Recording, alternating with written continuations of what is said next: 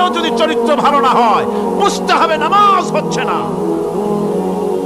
কাঙ্ক্ষিত মানের নামাজ আদায় হচ্ছে না। আবার শুনুন, রাসূল বলছেন, যার নামাজ তাকে পাপের কাছ থেকে ফিরাতে পারলো না, তার নামাজ নামাজ নয়, ওটি নামাজ হয় নাই, যার জন্য তার পাপ থেকে তারে ফিরাইতে পারছে না। আর কিয়ামতের দিন বেনামাজিরা সবচাইতে বেশি অপমানিত হবে। সবচাইতে বেশি অপমানিত হবে কারা? বেনামাজিরা। কিভাবে? يوم يكشف عن ساق ويدعون إلى السجود فلا يستطيعون।